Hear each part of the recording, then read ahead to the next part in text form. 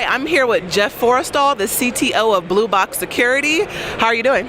I'm doing excellent, thank you. Yeah, good to finally see you. You were here last year talking about the major master key vulnerability in Android, and this year it's the fake ID. So we've all heard about it, so we'll kind of jump to what are the differences, because it seems like there's a little similarity in this vulnerability that's impacting a lot of Android users. Absolutely, so they're both pretty major kind of problems, and they do both relate to the concept of identities and security and stuff, but they vary in terms of the bug last year.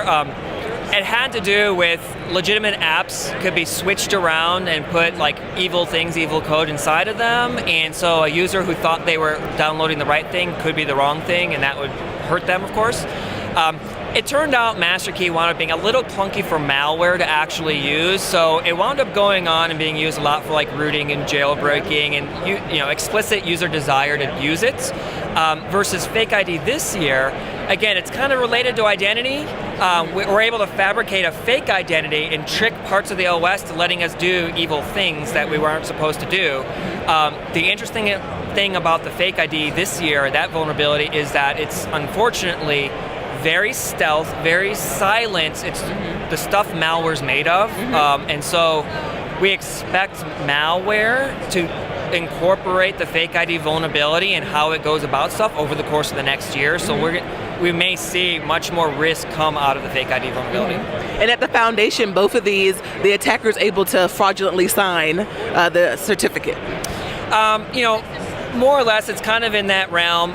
With master key, basically, they didn't change the signature, but they were able to change everything and ignored the fact that the signature was there. This year, with fake ID, it's about being able to create a fake signature that has the name of someone you trust in it, and just because that name is involved, it got special privileges to do that. So let's talk about the patching, just because there are a lot of people that still don't even have the patch that Google put out for last year's vulnerability. So where did this, I know you guys have some stats. Yeah, absolutely. I mean, it involves a lot of parties to actually get a proper patch out. Google produces the fix, they hand it to the device manufacturers, they actually produce the firmware and the updates, they give it to the carriers actually push it out. It's a long, drawn-out process of lots of parties. So practically speaking, then you have to factor in things like, there's 6,300 plus Android devices out there right now in the world. Not all of them are actively supported. Some of these are 4-year-old models that the device manufacturer simply won't make any more updates for. That's a business call for that manufacturer, right? So generally speaking, patches are already occurring in the ecosystem, but there's going to be a lot of stuff that's going to remain unpatched simply because it's just out of date, out of support. Right now, given 1 week of publicity with fake ID, we're seeing about 21% of our monitored population is patched, which means 79% of our users still do not have a patched device. We're going to start seeing that dropping over time. We expect within 6 months that number will be better, but practically speaking, we're never going to see a 100% patch rate. Okay. And the moral of the story usually is download, from a trusted source. Why is this not realistic, or why is this not happening? I know you guys have kind of did a sample on that too.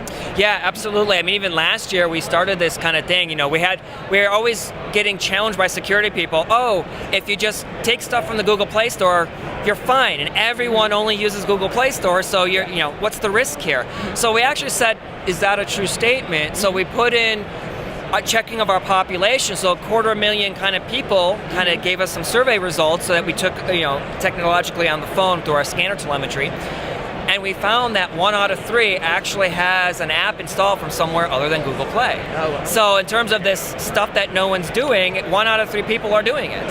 And practically speaking, fast forward to today, there's a lot of compelling reasons. We're seeing distribution of state-specific gambling apps because of legalities that have to control kind of the distribution to residents only. To get those apps, you've got to go off the beaten path. Third-party app markets, etc. Right? So there are a lot of compelling reasons why a user would get apps somewhere other than Google Play, such that we really need to recognize it's happening. Okay. Well, thanks so much for being with us. We do have to wrap it up, but I'm sure we'll see you next year with some new Android, vulnerabilities. But thanks for being with us. Thank you. Again, you heard from Jeff Forristal, CTO of Bluebox Security. Stay tuned because we have more for you at scmagazine.com.